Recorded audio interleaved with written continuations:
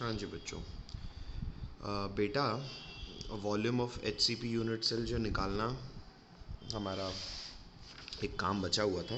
तो हालांकि बोर्ड्स में मैं नहीं मानता ये सवाल बहुत आवश्यक है, पर हाँ, क्योंकि क्लास में पूछा गया है तो बता दे रहा हूँ। देखिए, अब इसमें बहुत सिस्टम कठिन नहीं है, बस चीज़ें समझते चलो। भाई, हमको पता है सर, एटम ऐसे गोल गोल होते हैं, वो तो उनके सेंटर ऑफ मास से हम उसको रिप्रेजेंट कर देते हैं। तो ये जो हेक्सागनल क्लोज्ड पैक्ड स्ट्रक्चर जो बनता है, जिसको एचसीपी बोलते हैं, उसमें हर लेयर कैसी होती है? Hexagonal close pack two dimensional layer होती है। एक लेयर के नीचे दूसरी लेयर आती है, फिर वही लेयर आ जाती है। इसलिए अपने को पता भी, इसको कैसा फॉर्म बोलते थे? ए बी फॉर्म, है ना? क्योंकि ए ये लेयर हुई, बी है ये भी हेक्सागनल क्लोज पैक्ड लेयर।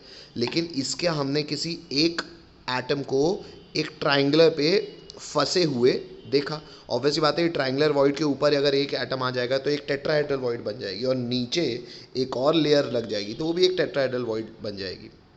नीचे इस ट्राइंगल के ऊपर जब से रखा जाएगा तो ऐसा ए बी पैटर्न हमको एच सी पी तक पहुंचा देगा। अच्छा, तो उसमें हर एटम सर होता तो गोल गोल है, हम तो उसको सेंटर ऑफ मास से रिप्रेजेंट करके एटम को गायब कर देते हैं और केवल सेंटर ऑफ मासेस को दिखाते हैं। तो अगर आपको ये बात समझ में आ रही होगी तो ये भी कहना बहुत आसानी होगा कि सर, अगर ये है आर, ये है आर, तो ये पूरी चीज़ हो जाएगी 2R। हेलो, ठीक है। तो अब ये जो 2R मेरे को दिख रहा है, ये 2R कायदे से कहाँ पे है? ये 2R हर दो एटम के बीच की दूरी है। लेकिन अगर आप गौर करो तो यहाँ पे 2R को मैंने ए लिखा हुआ है। क्यों? क्योंकि एच के यूनिट सेल का जो एज है दो एटम के बीच का, जो दूरी है, ये जो 2R है, इसको मैं ए के बराबर कह सकता हूँ। ये हमको ज्योमेट्रिकली शायद समझ भी आ रहा है। तो अगर ये एज हो गया ए, जो कि रेडियस ऑफ एटम के आधार पे 2R के बराबर है, और ये पूरी हाइट अगर है सी, ये पूरी हाइट कहाँ से आई? ये एटम, ये सेंट्रल एटम और ये सेंट्रल एटम को अगर सेंटर ऑफ मास से देखोगे तो पूरी हाइट को बोलता हूँ सी, आधी हाइट को बोल रहा हूँ मैं एच। तो दिख ही रहा है सर, अगर ये पूरी हाइट सी है, आधी हाइट एच है, तो सी बराबर 2h है। ठीक। तो व्हाट इज सी?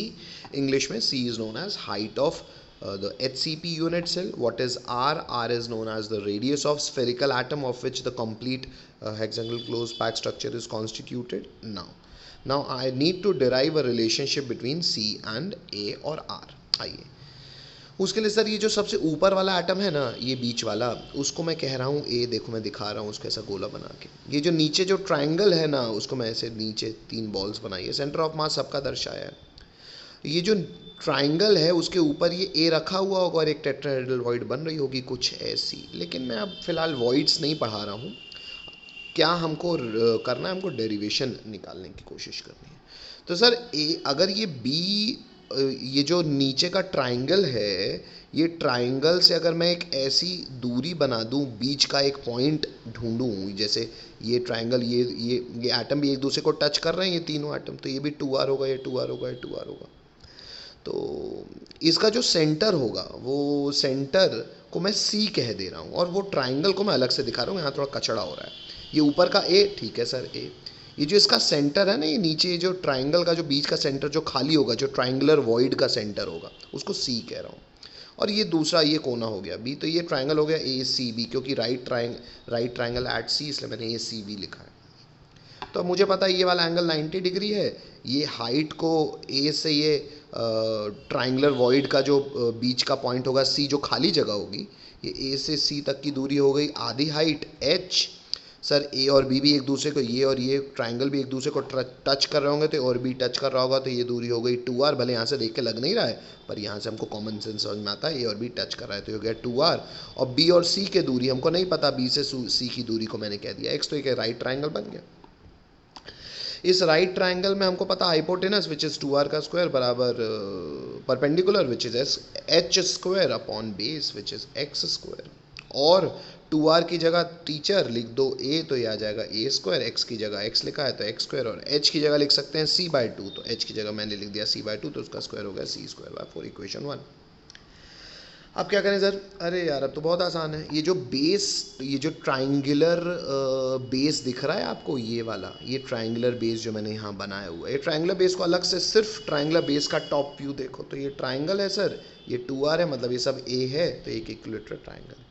इस इक्विलेटरल ट्राइंगल का जो बीच का पॉइंट था उस तक की दूरी को मैंने x कहा था, देखो x दिख भी रहा है। इक्विलेटरल ट्राइंगल है तो ये एंगल 60 डिग्री होगा और ये एंगल बाइसेक्टर भी हो जाएगा, तो ये आ जाएगा 30 डिग्री। यहाँ पे मैंने एक परपेंडिकुलर ड्रॉ किया, तो क्योंकि इक्विलेटरल ट्राइंगल है तो परपेंडिकुलर जब ड्रॉ करेंगे तो वो दोनों पूरे साइड को आधे हिस्से में बांट भी देगा।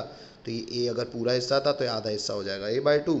ये अगर 30 पूरा अगर 60 डिग्री था तो आधा हो जाएगा 30 डिग्री, तो cos 30 बराबर हो जाएगा इसका साइड का आधा यानी कि a/2 अपॉन ये हो जाएगा बेस अपॉन हाइपोटेनस हो जाएगा x। cos 30 होता है बेस अपॉन हाइपोटेनस, तो a/2 अपॉन x।